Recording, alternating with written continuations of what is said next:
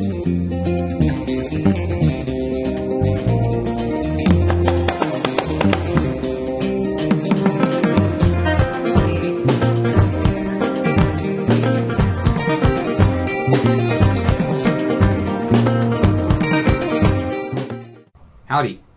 Welcome to this brief judges orientation for individuals who will be serving as judges at the District 12 4-H Food Show in the intermediate and junior divisions.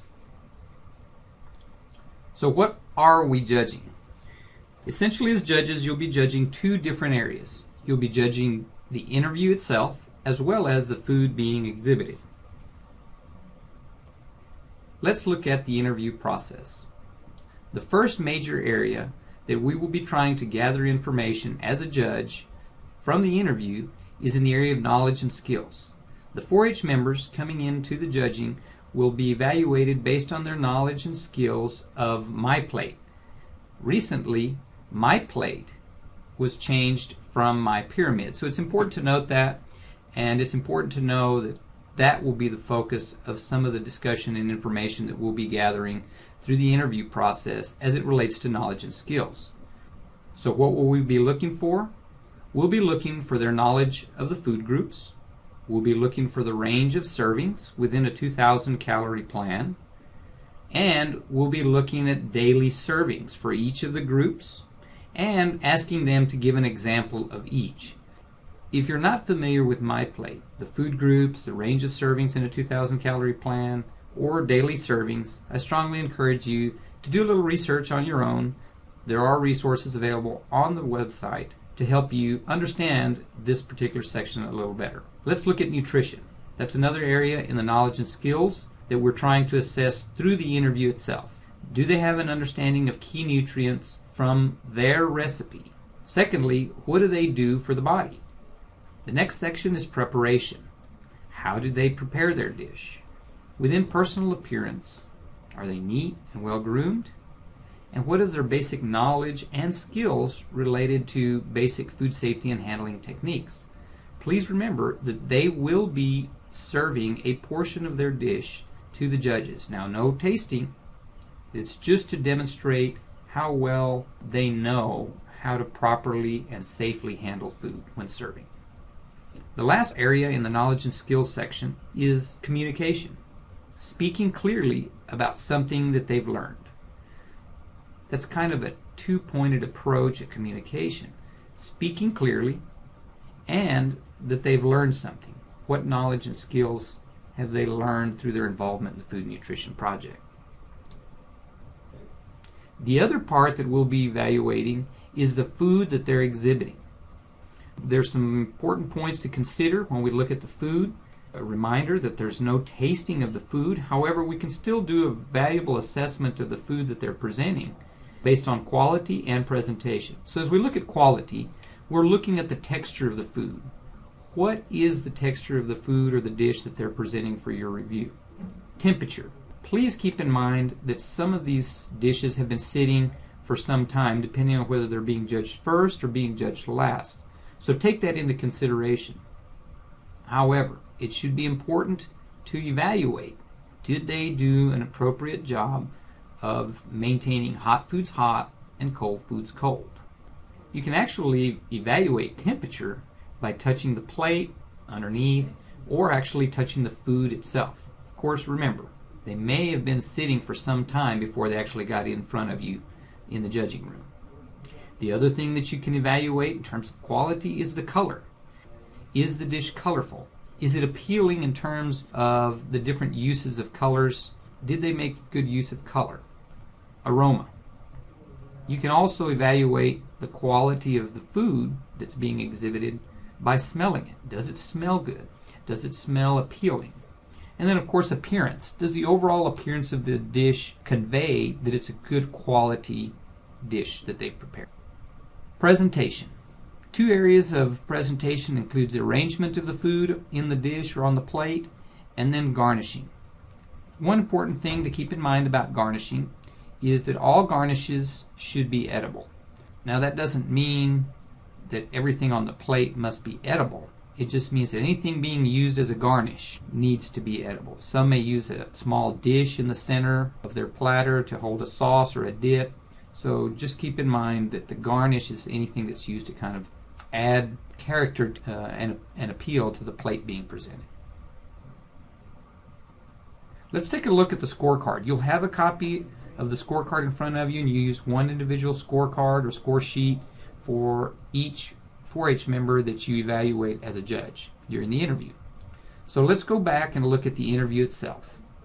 What are the food groups in the new food guidance system, specifically My Plate? This is circled in red because it's new. I wanted to draw your attention to that. Given a 2,000 calorie eating plan, what are the food groups and range of servings needed daily from each group? And give an example of each. Please remember, the questions that you must ask first are these that you see here in front of you to gain an understanding of their knowledge and skills of food nutrition. So that first question is worth 20 points. The second question you'll ask, what are the key nutrients that you should get from the recipe, and what do they do for your body? Clearly this goes back to the food and nutrition knowledge that we discussed earlier. This is also worth 20 points. Third, how did you prepare your dish? That is worth 10 points. Personal appearance. Are they neat and well groomed? We talked a little bit about that. That particular category is worth 10 points. And finally, effectiveness of communication. Here's a statement that you can use to help prompt them and evaluate their communication skills. Share one new thing you learned in your foods and nutrition project. That's worth 20 points. The whole section, section 1, which is the interview, is worth a total of 70 points. Section 2 of the scorecard is based on food exhibited. There's two areas that we need to evaluate here, which we've talked about. Texture, temperature, color, aroma, and appearance are all grouped together as it relates to quality.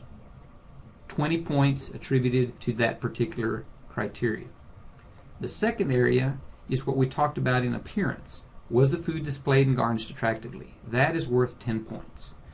Section 2, which is the food exhibited, is worth a total of 30 points. Interview questions. We're going to discuss the types of questions to ask and then some other key points. First and foremost, as a judge for juniors and intermediates, you need to ask the questions on the scorecard. Types of questions to ask. Ask the questions on the scorecard first. After you've asked all of the questions on the scorecard in section 1, if time permits, you can ask additional questions. Here's some things to remember about additional questions that you might ask.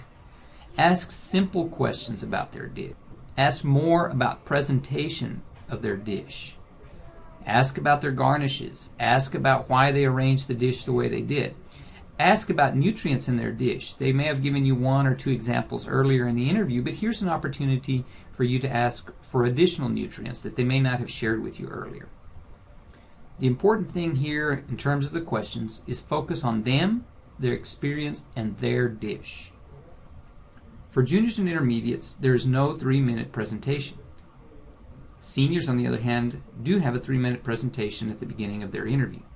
That is not the case for our juniors and intermediates. They can introduce themselves and the name of the recipe. Give them your full attention. It is very important that they know that you're fully focused on them. Sometimes we want to look down at our scorecard, and that's fine. However, it's very important that you look at them while they're talking to you and they're presenting their dish. They're very nervous, and looking at them directly will help them feel a little bit more comfortable. This is critically important to the success of the food show. Stay within the time limits. The superintendent will be keeping track of time and will be ushering 4-H members in and out of the judging room. It's very important to stay within the time limits. There's a certain amount of time that's limited to the interview, with a few minutes, 2 to 3 minutes after each interview, to allow you time to write comments, to tally scores, and so forth. Someone will come in and collect the score sheets from you. If you have time to check your math, please do so. If there's a problem with your score sheet, it will be returned to you so that you can review. Be sure and put your initials on the corner of the score sheet so we know we get the right score sheet to the right person. Don't try to stump them with difficult or unclear questions. If you have a specific question you'd like to ask, two things I'd encourage you to do. One, ask every 4-H member the same question. Now I'm talking about the additional questions because everyone should get the same questions on the score sheet. But if you ask additional questions, don't try to stump them. They're nervous enough as it is. It's not the intent for us to try and explore the limits of their knowledge. It's intended for us to explore that they are knowledgeable of food and nutrition. Here's some do's, or some things that you do want to do as a judge during the food show. First and foremost, be focused on them. It's kind of selfish, but we want you to focus on them. It's all about them. 2, minimize any distractions. Fumbling through your briefcase, a purse, or through your pockets, or looking at things on the wall can be distracting to the young person that's in the interview. So just focus on them and do everything you can to minimize any distractions. Use positive and constructive comments on your score sheet. Even verbally, as they're leaving the room, you can tell them they did a great job. It's very important that they feel positive about their food show experience. Next, be consistent.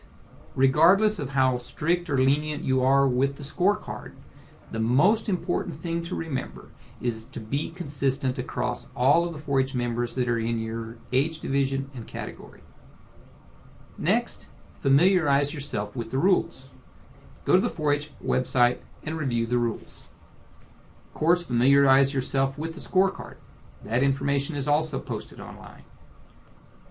Notify the superintendent if you have any questions, but please don't do it during the middle of the interview. Wait till the interview is concluded and then take advantage of the time with the superintendent to ask whatever questions you may have. Stay on schedule. That's very important to the success of the event. And finally, most importantly for you as a judge, have fun, because it really is contagious. Here's some other key points and things you don't want to do. Don't make them any more nervous than they already are. Don't get distracted. Focus on them. Don't write comments until they leave. If you're not sure what this means, look at the bullet before. Don't get distracted. Focus on them while they're in front of you. Fourth, don't over or undervalue the judging criteria. The quality of the food is worth 20 points. If they do a fantastic job of quality, don't give them more than 20 points for that section. Or don't say, well, I'll give them more points in this other section since their food was so good. If they've maxed out their points in quality, then give them the max points, but only give them the maximum allowable points for that specific criteria. This is very, very important. Don't let personal preferences prevail. Some of us like certain foods, some of us don't. Don't let that get in the way of evaluating how well a young 4-H member did on their dish, simply because we may or may not like tomatoes. Don't taste any of the food. This is very, very important. Some of the food has been sitting for a while. It was also en route as they were traveling to the food show, so it's very important that you not taste the food. Don't forget, and this is very important, this is all about them, so focus on them. Here's some final points. Be there early and do not leave until the results have been completed. Thank you very much for your service to the 4-H program, and thank you very much for your interest and support of foods and nutrition.